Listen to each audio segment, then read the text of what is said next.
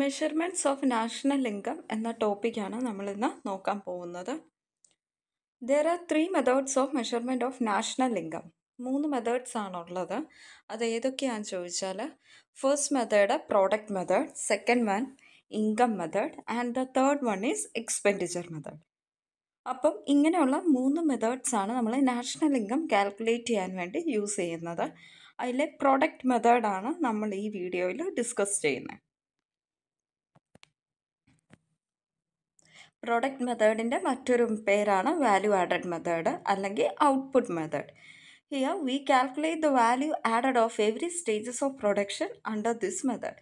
National income is calculated from the output side. അപ്പം നമുക്കറിയാം, this method is also known as value added method or output method. So national income is calculated from the output side. So national income is GDP plus net income from abroad. GDP means total money value of goods and services produced in the country plus net income gained from abroad or received from abroad. So for calculating GDP, we need to follow some steps. The first step is classify the producing units into 3 sectors. അപ്പം basically നമുക്കറിയാം, എക്കോണമീനെ 3 sectors ആയിട്ടാണ് തിരിച്ചിരിക്കുന്നത്.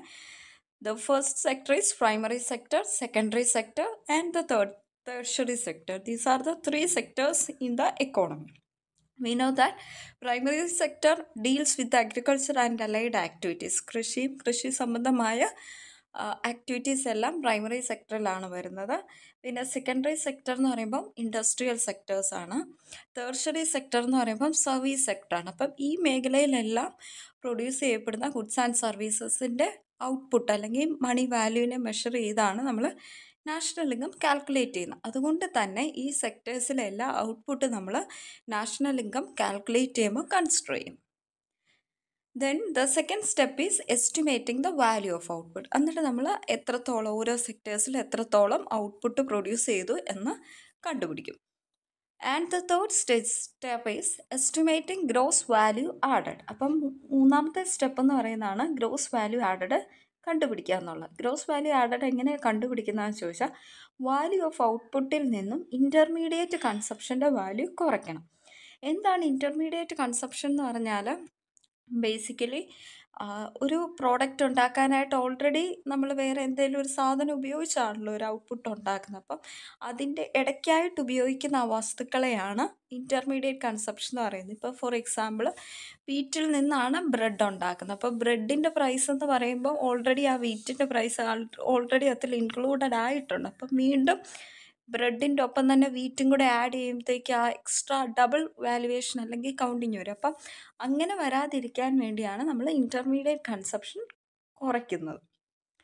And ഇനി intermediate കൺസപ്ഷന് നമ്മൾ പറഞ്ഞായിരുന്നു 3 സെക്ടേഴ്സായിട്ട് തിരിച്ചിട്ടുണ്ടെന്ന്. അപ്പോൾ gross value added at market price എങ്ങനെ കാണുന്നതെന്ന് ചോദിച്ചാൽ, value of output in primary സെക്ടറിൽ പ്രൊഡ്യൂസ് ചെയ്ത ഔട്ട്പുട്ടിൻ്റെ എല്ലാം കൂടെ വാല്യൂ കൺസിഡർ ചെയ്യുക. അതിൽ നിന്ന് ഇൻ്റർമീഡിയറ്റ് കൺസപ്ഷനായി പ്രൈമറി സെക്ടറിലുണ്ടെങ്കിൽ അത് കുറയ്ക്കുക. പ്ലസ് നെക്സ്റ്റ് സെക്ടർ കൺസിഡർ ചെയ്യുക. നെക്സ്റ്റ് സെക്ടർ എന്ന് പറയുന്നത് സെക്കൻഡറി സെക്ടറാണ്.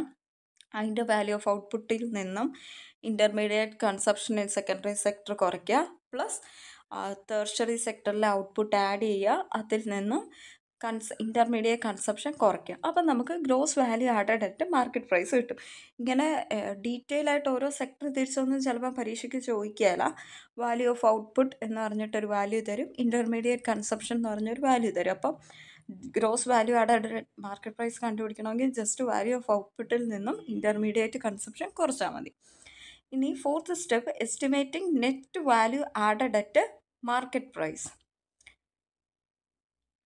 മറ്റേത് ഫാക്ടർ. ഇനി നമ്മുടെ ഇതെന്ന് പറഞ്ഞാൽ നെറ്റ് വാല്യൂ ആഡഡ്. മറ്റേതെന്ന് പറഞ്ഞാൽ ഇതിന് മുൻപ് നമ്മൾ കണ്ടുപിടിച്ച ഗ്രോസ് വാല്യൂ ആഡഡ്. അപ്പം നെറ്റ് എന്ന് കാണുമ്പോൾ എപ്പോഴും ഓർത്തോളുക ഡിപ്രീസിയേഷൻ കുറയ്ക്കുക എന്നുള്ള. അപ്പം gross value added at market പ്രൈസിനെ net value added at market price ആക്കണമെങ്കിൽ ഡിപ്രീസിയേഷൻ എമൗണ്ട് കുറച്ചാൽ മതി. Next fifth step, estimating net value added at factor cost.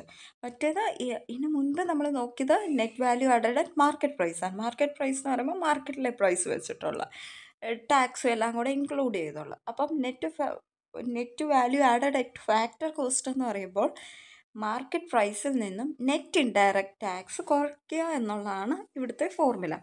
അപ്പോൾ net value added at factor cost എന്ന് പറഞ്ഞാൽ net value added at market പ്രൈസിൽ നിന്നും net indirect tax കുറയ്ക്കണം. ഇനി എന്താണ് നെറ്റ് ഇൻഡയറക്റ്റ് ടാക്സ് എന്ന് പറയാം. ഇപ്പം പ്രൊഡ്യൂസേഴ്സ് ഏതെങ്കിലും ഒരു പ്രോഡക്റ്റ് പ്രൊഡ്യൂസ് ചെയ്യുമ്പോൾ ആ പ്രോഡക്റ്റിൽ ടാക്സ് കൂടെ വന്നു കഴിയുമ്പോഴത്തേക്ക് ആ സാധനത്തിൻ്റെ ഉണ്ടാക്കുന്നതിൻ്റെ ചിലവെന്ന് പറയുന്നത് കൂടുതലായിരിക്കും. അപ്പം പ്രൊഡ്യൂസേഴ്സ് ചിലപ്പം കുറേ അധികം സാധനങ്ങൾ ഉൽപ്പാദിപ്പിക്കാതെയൊക്കെ വരും. അപ്പം പ്രൊഡ്യൂസേഴ്സിനെ സപ്പോർട്ട് ചെയ്യാനായിട്ടൊക്കെ ഗവൺമെൻറ് സബ്സിഡീസ് കൊടുക്കും. അപ്പം നെറ്റ് ഇൻഡയറക്റ്റ് ടാക്സ് എന്ന് പറഞ്ഞാൽ ഇൻഡയറക്റ്റ് ടാക്സിൽ നിന്നും സബ്സിഡി കുറച്ചുള്ള മിച്ചം വരുന്ന ആകെത്തുകയായിട്ടുള്ള ഇൻഡയറക്റ്റ് ടാക്സിനെയാണ് നെറ്റ് ഇൻഡയറക്റ്റ് ടാക്സ് എന്ന് പറയുന്നത്. അപ്പോൾ net value added at market പ്രൈസിൽ നിന്നും നെറ്റ് ഇൻഡയറക്റ്റ് ടാക്സ് കുറയ്ക്കുമ്പോൾ നമുക്ക് net value added at factor cost കിട്ടും. ഇനി നാഷണൽ ഇൻകം കാണണം. നാഷണൽ ഇൻകം എന്ന് പറയുമ്പോൾ നമുക്കറിയാം നമ്മുടെ രാജ്യത്ത് ഉണ്ടായ ഇൻകം മാത്രമല്ല, നമ്മുടെ ആളുകൾ മറ്റു രാജ്യങ്ങളിലും ഉണ്ട്. അവിടെ നിന്ന് നമ്മുടെ നാട്ടിലോട്ട് ഇൻകം വരുന്നുണ്ട്, അതുകൂടെ ആഡ് ചെയ്യേണ്ടതായിട്ടുണ്ട്. അപ്പം NIA national income is equal to net value added at factor cost plus net factor income from abroad. ഇവിടെയും നിങ്ങൾ ശ്രദ്ധിച്ചോ, ഫാക്ടർ ഇൻകം ഫ്രം എബ്രോഡ് എന്നല്ല, net factor income from abroad എന്നാണ്.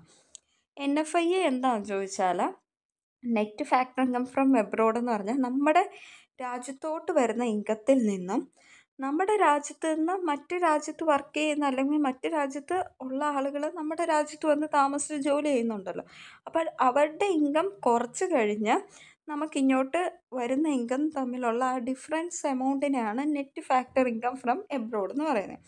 ഇതിനെക്കുറിച്ചൊരു ഡീറ്റെയിൽഡ് വീഡിയോ നമ്മുടെ ചാനലിലുണ്ട്. ടേംസ് മനസ്സിലായില്ലെങ്കിൽ ടേംസിൻ്റെ എല്ലാം കൂടെ വെച്ചൊരു വീഡിയോ ഉണ്ട്, ആ വീഡിയോ ഒന്ന് കണ്ടാൽ മതി. അപ്പം നാഷണൽ ഇൻകം കാണുന്നത് എങ്ങനെയാണെന്ന് ചോദിച്ചാൽ net value added at factor കോസ്റ്റിൻ്റെ കൂട്ടത്തിൽ നെറ്റ് ഫാക്ടർ ഇൻകം ഫ്രം എബ്രോഡൂടെ ആഡ് ചെയ്യുക. ഇതാണ് സ്റ്റെപ്പ്. ഇനി നമുക്കൊരു ക്വസ്റ്റ്യൻ ചെയ്ത് നോക്കാം, അപ്പോൾ കുറച്ചുകൂടെ ക്ലാരിറ്റി കിട്ടും. Calculate GDP and national income from the data.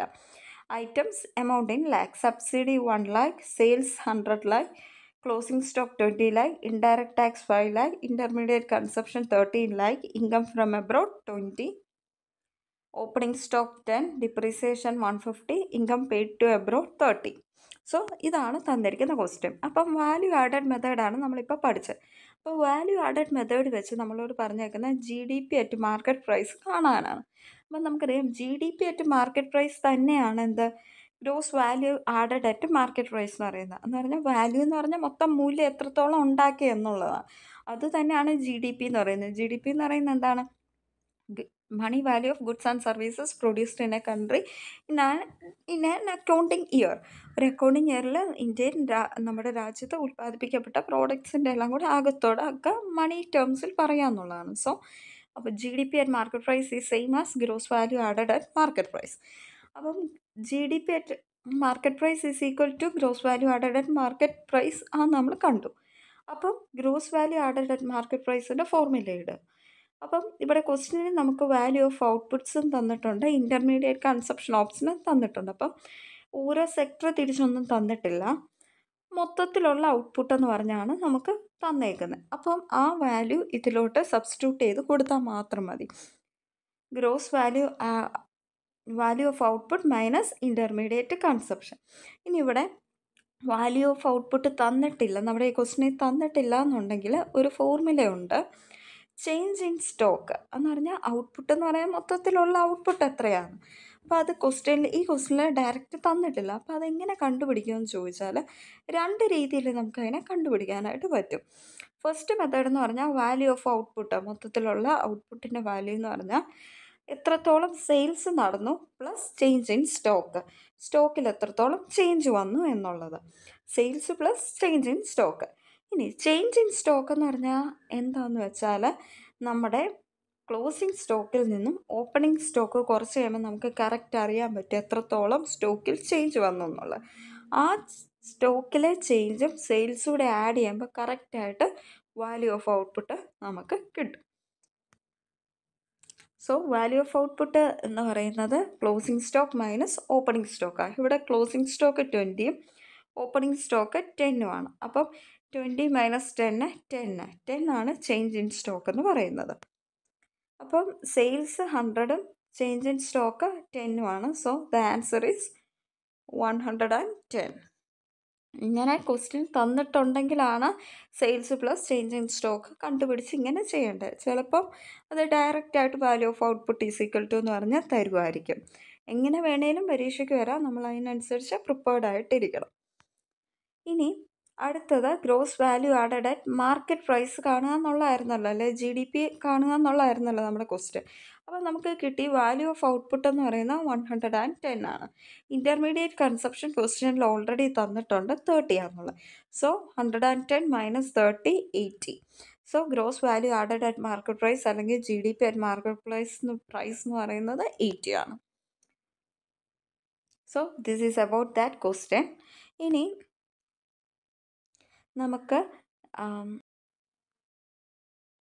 നമ്മളോട് പറഞ്ഞേക്കുന്ന നാഷണൽ ഇൻകം കണ്ടുപിടിക്കാനാണ്. അപ്പം നാഷണൽ ഇൻകം കണ്ടുപിടിക്കാനുള്ള ഫോർമുല എന്ന് പറയുന്നത് net value added at factor cost plus net income from abroad. അപ്പം net value added at factor cost ആദ്യം കാണണം. അപ്പം നമ്മുടെ കയ്യിലുള്ളത് gross value added at market price ആണ്. അപ്പോൾ അതിനെ ആദ്യം നെറ്റ് ആക്കണം, പിന്നെ മാർക്കറ്റ് പ്രൈസിനെ ഫാക്ടർ കോസ്റ്റും ആക്കണം.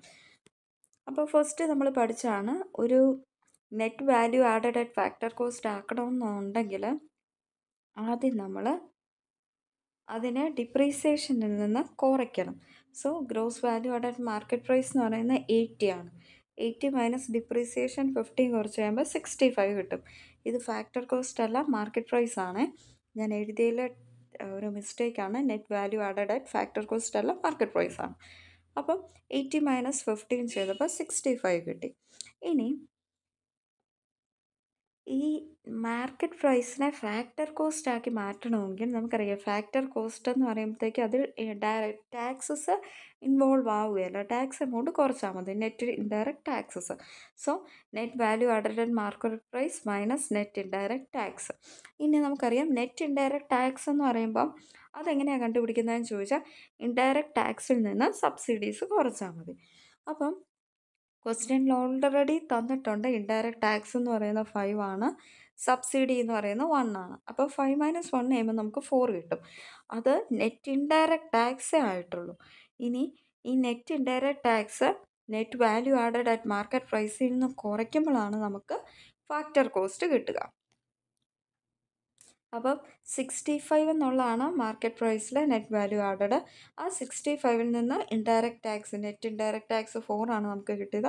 അത് കുറച്ച് കഴിയുമ്പോൾ നമുക്ക് കിട്ടുന്ന ആൻസർ എന്ന് പറയുന്നത് 61 ആണ്.